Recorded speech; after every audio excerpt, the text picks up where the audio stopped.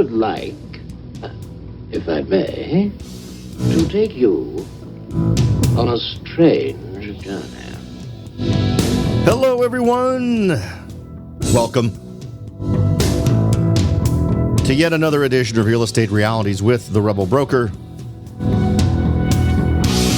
My name's Robert Whitelaw, and I am the Rebel Broker. A licensed real estate broker in the state of California, member of the National Association of Realtors. But please, don't hold that against me. Welcome to it, folks. Today is Thursday, September 8th, 2016. As always, the best way to get in contact with me is through the website at www.therebelbroker.com. Just click on Contact the Rebel Broker. You know what to do with the rest of it.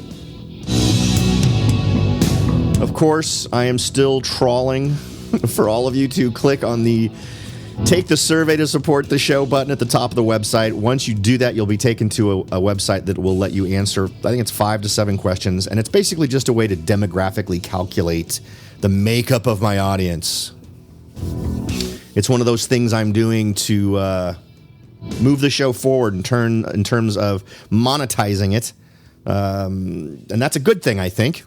I know I resisted it for a really long time, but the more I think about it, and actually the more feedback I get from y'all, I actually feel okay with it. I just want to make sure and do it responsibly. I'm not going to just throw stuff in front of you. I'm going to absolutely try to be I'm not going to try. I am going to be a filter so that you're not just being exposed to stuff I don't think is good. So I want to treat things responsibly. I want to respect the time you are investing in bothering to listen to me with all of this stuff. So just so you know, you're not giving it up for somebody who just wants to beat you over the head with the advertising stick. But as soon as we get this show going on a pay-in basis, the list of cool stuff that we're going to add is growing all the time. I get a few of you reaching out and going, man, wouldn't it be awesome if you did this? I'd love to hear more of that. If you've got more cool ideas on directions you'd love to see the show go. And I think what will happen is this show, the Monday through Friday show, will sort of still maintain its core functionality. We'll cover the same kinds of stuff. We might broaden it in terms of doing interviews and also weaving into it, I guess you could call them field trips, sort of. I love the idea, and I've had a chat with several listeners about their interest in hearing about other parts of the country. Me going there and sort of going through the motions of what I would do if I was looking to invest there, and doing it.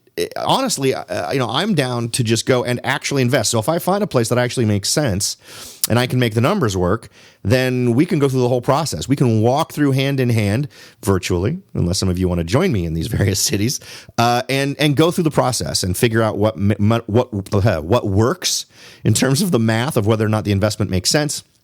And then moving forward, finding investors, getting local knowledge, and getting that ground truth that we talk about all the time. But I was kind of encouraged with a show I mentioned at the show either yesterday or earlier in the week, kind of what my overall vision is of where I'd like to take the show and things I'd like to add. And I loved the feedback I got in terms of folks showing some enthusiasm for it. So thank you very much, I guess, once again, for continuing to support the show.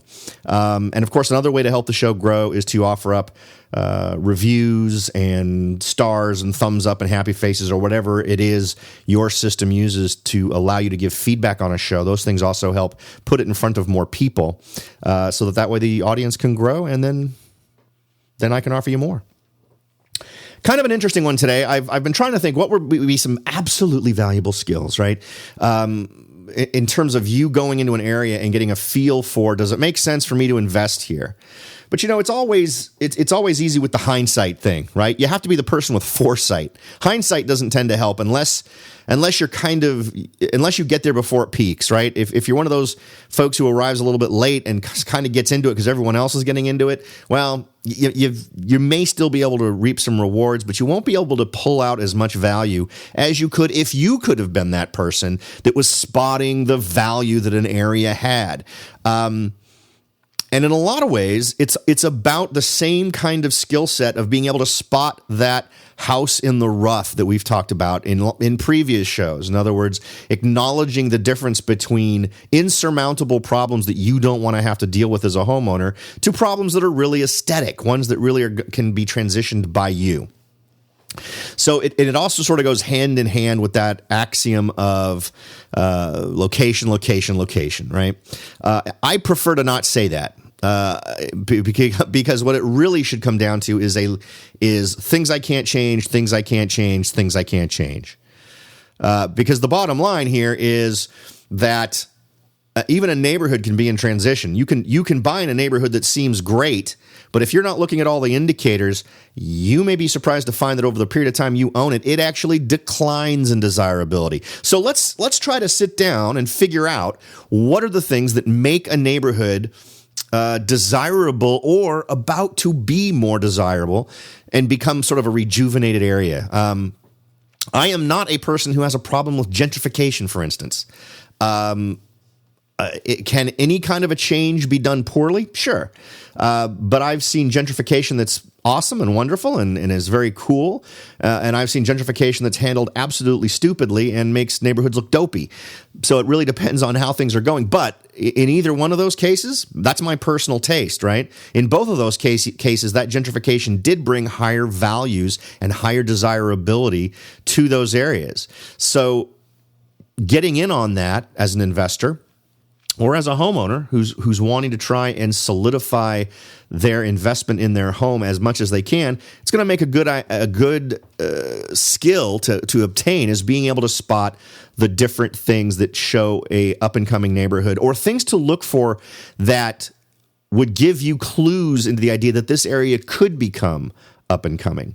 All right, so then we've got a couple of articles on this that I'm referencing. I will, of course, include links to those in the show notes for today's show. So if you desire to see the full articles or maybe some other articles with more information on the subject, head on over to www.therebelbroker.com. Check out the show notes for this show, and you can get access to all the wonderful links that I'm looking at today. First on this list, and we're going to go with the Forbes article first. I've actually got a couple of articles here that we're going to review. And of course, I will, as always, slather on the special Rebel Broker mojo over each one of these points to try to make it even more useful for you. First telltale sign of a up-and-coming neighborhood or a neighborhood on the rise is accessibility. This is a good one, and it's also one that's typically easy to spot. It's about its proximity to public transportation, but not just public transportation, but easy access to major commute arteries. And remember, this is going to be something that in a little bit of a way is transitionary. Or maybe not transitionary. Is transitionary the right word? Is something that changes from location to location. There are some cities where public transportation is absolutely the things you want to be grabbing onto in terms of attractiveness for folks who are trying to get around without driving their own car. And then there's other areas where the car is the thing. You want to know how to get that big metal box from your garage onto a major artery to where you work as quickly as possible. So you need to, in your mind, separate those two things and understand sort of how folks live from day to day in the area where you're looking. Now, there are areas here in Silicon Valley where access to certain kinds of public transportation is huge. Folks in Silicon Valley tend to commute further distances than average folks. So if you have access to light rail here in Silicon Valley or Caltrans or those kinds of things, buses are less sexy. I find that you don't get a whole lot of bang for the buck when the public transportation that your home is close to is bus stops. That doesn't really swing it much here. It may swing it in a city that's not here. So if you're someplace on the East Coast or anywhere else in the country where buses are a thing and buses are very desirable in terms of mass transportation, then for all intents and purposes, you should give it the weight it deserves in terms of estimating how much this neighborhood is likely to be changing in the future or potentially moving forward in the future. You pinpoint, according to a tip here in this article, pinpoint your favorite trendy neighborhood and then take the local train or subway 1 or 2 stops past it. That's how you're most likely to spot emerging areas because they're already linked to an established routes of transit. All right, so that's the first one, accessibility. The next one on our list from Forbes is it's adjacent to existing hot areas. This one plays out in a bunch of different ways, and in fact, we've already talked about this. We talked about what I was calling the mushroom effect of San Francisco, where that hot market gave birth to a ridiculous surge in surrounding marketplaces. The same thing can happen in other areas. So how can you use this one to your advantage? Well, let's say you're not the person who spots the trends. Let's say you absolutely suck at spotting the trends before they happen. So wait for the trend to happen and still be very young in its development, and then start looking for surrounding communities around that one, adjacent communities, and bordering it. This is usually pretty critical. The proximity is usually pretty important. And take into account the last one we talked about. Is it the next stop on the subway? Is it the next stop on light rail or the streetcar or the horse and buggy or whatever is the thing that people seem okay with using in that particular community? If so, the area that you're interested in that's adjacent is likely to benefit from the fact that it's adjacent to a growing community. And what's great is you're probably going to get a relatively long-lived boost out of that. When you're getting things at the very beginning, those things tend to go up and they tend to peak and they tend to stick for a while. Then a lot of the things, and we'll talk about this in a second because it's an interesting dynamic, then a lot of the things that drew all the people in will oftentimes recede and find a new place.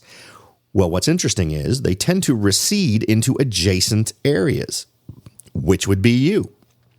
So then suddenly your area tends to take over and become more of the focus, and the area that started it all can actually decline. Now, this whole evolutionary process of communities can take anything from a few years to decades, so it's not one of those things you necessarily want to set your clock by, but it's an interesting dynamic that you can actually take advantage of. Okay, let's see. Is there anything super sexy in what they say about this? Accessibility, a neighborhood that's adjacent to a much desired one is much more likely to gentrify than one that's surrounded by less prime areas. Corbett City's South Philadelphia, which borders the main business district, as a key example. Quote, it had not yet seen a neighborhood rebirth like the downtown Society Hill area, but because it's located right near downtown Philly, people started buying homes there and fixing them up, according to somebody named Corbett. I don't know who that is. Those who did this scored great deals, and now South Philly is a beautiful neighborhood. So let's jump on to their next point, which is days on market is declining rapidly. Now, this is a cool one because it's a geek thing. If you're tracking numbers, and this is something that you can also do without necessarily having to tap on the shoulder of a real estate person. This is something you can usually find out if you're poking around in things like Redfin or Zillow and Truly. You can usually find the days on market and track it as it changes.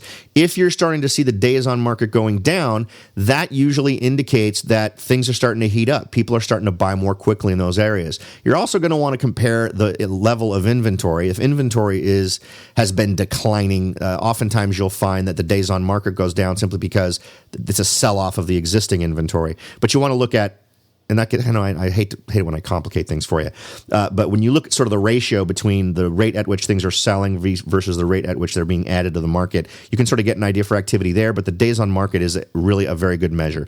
If you were to just pay attention to that one to start, I think you'd be in a good position. They go on to say the best way to get a sense of whether days on market is on the downswing is to look at listings of comparable homes for sale in the area, advises Corbett. If they've all been sitting on the market for 120 days, that's not a good sign. But if most of them are up for 10 days or less, that's a pretty telling sign of a heating up hood. Now, in addition to this, you can, with most MLS systems, if you're working with an agent, you can have them create a search for you that's actually going to go ahead and give you this information on a regular basis. The other bottom line is you could have them generate a search that just shows you every single property that comes up. And I know that the tool that I use for my clients list days on market right there in the list view. So you can see how long things have been sitting on the market before they disappear. And of course, on a weekly basis or on a monthly basis, however you want to set it up. You could have your realtor do a market analysis that basically tells you, because typically on most MLS systems, once a home sells or goes pending, it no longer shows up in the list that you get from your agent. It just disappears. So what you'll want to do is, once those start to disappear, you'll want to be able to historically look back and see the trends of days on market for those particular marketplaces. All right, we're going to go ahead and talk about number 4 in just a second, but let's take a quick break. We'll be back right after this. Are you ready to jump in and start your search for your first investment property? Maybe you've decided that it's time to own your own home, or maybe you're ready to sell your home and move on to something new. No matter what your goal is, the Rebel Broker can help. That's right, aside from hosting this show, I am also the owner-broker of Whitelaw & Sons Real Estate Services right here in Silicon Valley. With over 25 years experience serving Silicon Valley, Morgan Hill, San Martin, and Gilroy, I or one of my great agents can help you achieve your goals in real estate. So if you're ready to look into taking that next step towards achieving your real estate goals, point your browser at www.soldbyrobert.com. That's www.soldbyrobert.com and get in touch. Let me show you how I will earn your business and your respect. Again, that's www.soldbyrobert.com, or you can call me at 408-852-0525. California Bureau of Real Estate ID 00984-909. Welcome back, everyone. We're up to number 4 on our list of 7 signs of a neighborhood on the rise from Forbes. We've also got another article that talks about 5 signs, so we might look at that too and see where there's crossover between those 2 estimates. But next on our list is number 4, as I mentioned, and the other thing that should be declining, aside from days on market, is also crime rates. No matter where you're looking, according to this article, it's always wise to make researching local crime rates part of your hunt. It is especially important when you're checking out transitioning areas.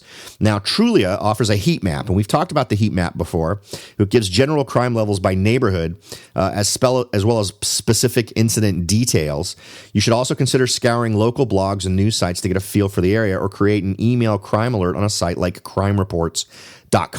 So this is something we've talked about. We mentioned it just very briefly yesterday as a response to some feedback from a listener, and this should be a part of it of what you're doing anyway. But in this case, I think what you're looking for is something a little bit less focused on what the crime rate is now and what the crime rate was. I think you're looking for a steady decline in crime rate. And you want it, and you'll also want to sort of compare that to the larger community. If the city in general is enjoying a regular 5% downturn in crime, and this location is only getting a 3% downturn in crime, that's less enthusiastic, right? Because the city in general is already enjoying a decline of a certain level. And this isn't even keeping up with the average of the city. If you, however, find that it's down across the city by 5% and it's down across this neighborhood by 7%, 8%, 9%, 10%, anything above the average of the city, that indicates to you that whatever's going on in the city in general, things are getting better, faster here, which is a good thing. And remember, all of these things we're talking about, all of these different signs that we're sort of pointing to, should be taken as a whole. No one of these should be a thing that is your deciding factor on whether or not this is a neighborhood where you want to invest. And I think that just makes sense, right? You want to, on the whole, if you get all of these moving one direction, you should be able to it should be something not too difficult for you to make a relatively confident decision. If it's a blend, maybe you need to listen to your gut a little bit. Maybe you need to walk those streets. You need to sort of look around and see what kind of a feel you're getting, because I think that's the next thing. We'll talk about the rest of these, and I'll cap it off with a few other things I think are good to do. But let's go ahead and jump through our list here and see what else we've got as far as Forbes is concerned in terms of what we should be looking for. All right, so number 5 on their list, it has an art scene. I get this. It's not something if it doesn't have this at all, I'm not sure you should discount it. But it does tend to be a big thing. According to this article, the experts agree, according to the article, artists are often the first agents of gentrification. What's ironic about that is the artists are then the first ones to complain about gentrification. So it's really kind of fun. Quote, they have the vision to create homes and neighborhoods that have been forgotten or were once known for something else entirely. Translation, once questionable neighborhoods. But, that's not it. That's not the only part that they play in this. Because remember, we have to think of them as consumers of stuff. Well, if you're trying to cater to the artsy-fartsy crowd, what do you end up with really quickly once artists move in? Or at least folks of that bent. It can be what they're doing with the properties they're occupying, but I would argue that it's bigger than that. You want to look for the folks who cater to these folks. You want to, and that's obviously relating to some art-related stuff, but you're talking coffee shops, and not the Starbucks. Starbucks is usually higher over on the curve. Usually gentrification happens, then Starbucks happens. This is going to be small, little, trendy kind of coffee shops, stores that when you know them when you see them, right? It's not a pawn shop. It is not a payday store where you go in and you get an advance on your check before you get paid. It's other types of things. It is little kitschy types places that cater to that kind of sensibility, the artist sensibility. Again, quoting the article, a large population of artists tend to mean galleries and restaurants will soon follow, which in turn attracts more residents and businesses. Revitalized areas like the Hudson Valley in upstate New York, Oakland, and boy, let me tell you, speaking as someone who, and I think I've mentioned that I drove an ambulance for a while. I was an EMT in the 1990s. I thought I wanted to go to medical school, and I was debating whether or not I wanted to go pediatrics or emergency medicine. And I thought being an EMT would be a good thing. And this was during the period of time in the 90s when I was going back to school, doing pre-med and getting ready to take the MCAT and all that other wonderful stuff. And so I drove around for quite a while in an ambulance. I first worked for a company called Baystar Medical, which got bought by AMR. And at that time, AMR was providing all the 911 services for pretty much the whole local area. And while Oakland was not my primary region, if ever the 911 system got full, I got called into those overused areas, and I would be on the 911 system and have to respond to that stuff. And I, on numerous occasions, had to respond to calls in Oakland. I can remember areas where we would turn off our lights when we were going on a call because we knew that anything with lights on it potentially got shot at. I go to those areas now, and they have gone through gentrification. I can remember areas where we responded to people who'd been stabbed and who'd been shot and all of these different things. And these are areas now where you just can't even imagine that happening. And this isn't that long ago. This is the mid to late 90s. I mean, I think I did it for 7 or 8 years. And it's one of those things where if it's amazing to me the transition that's happened in some of these neighborhoods. Let's see. This side of town hosts Austin's newest culinary experiences, blues joints, farmers markets, and film studios, she explains. So the area is an eclectic magnet for budding activity, indicating to us that it was really an up-and-coming place. So these are folks who are seeing different things, identifying them, and really kind of gravitating towards this sort of blossoming art scene. At the very beginning of it, you're going to see weird little art scenes going on. And in fact, some areas, depending on where you live, this art scene may be graffiti. So don't let the fact that you'll be able to spot the difference between the graffiti that's art scene-based graffiti and stuff that is not art scene-based graffiti. So don't let that necessarily deter you. There's a difference between tagging and graffiti art. So keep that in mind. Telltale sign number 6, it has historic architecture. Now, this is one I love. I'm all about the architecture. So for me, if you find areas and it can take a couple of different forms. A lot of us just think of the sexy stuff, right? Victorian styles, those types of things, but also things that are done in older mediums that you don't tend to see anymore. So for instance, when you see a neighborhood in transition that used to be made up of factories and whatnot, where these buildings are made out of brick and really old woods, those are things that are also also very desirable in terms of drawing in sort of that crowd that loves transforming those sorts of properties into properties that cater to the arts folks. And it doesn't happen first with big suit-wearing builders or developers. It happens with the guys who come in and are doing the art and sort of go in and just start inhabiting these places and turning them into something else. So don't just be limited by thinking you need to see certain styles of architecture. It needs to be interesting. It needs to be relatively unique. And I'll tell you, some of that brick stuff is really a dramatic indicator of an area. So how would you use this in real life? Let's say you have already identified an area that's already sort of seeing this gentrification process happen. It's fairly obvious it's going on. But you now find yourself being priced out of that marketplace. One good indicator would be look at those adjacent communities and find ones that have these architecturally interesting architecture. Let me try one more time. Historic architecture or more interesting, aesthetically interesting architecture, which again doesn't necessarily mean lots of flourishes or turn of the century stuff. It could simply be a medium that's not commonly used in construction today, which is a lot of concrete, a lot of brickwork, that type of stuff. So definitely keep that in mind. But those are buildings that end up enjoying a renaissance. And I'll tell you, there were some amazing buildings of this type all over Sunnyvale and Santa Clara 15 years ago that have been converted now into living space. One of them was an old walnut processing type thing, and just beautiful building, an amazing building.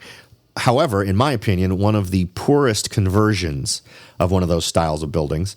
It didn't hold on to the feel of the old building. It sort of left, it kept the old building bones, but laid on all this new stuff, which I think lost a lot of the character. But so many of them embrace the character and just sort of invisibly improve the property by improving the bones rather than replacing the skin, because that skin is what folks are drawn to, right?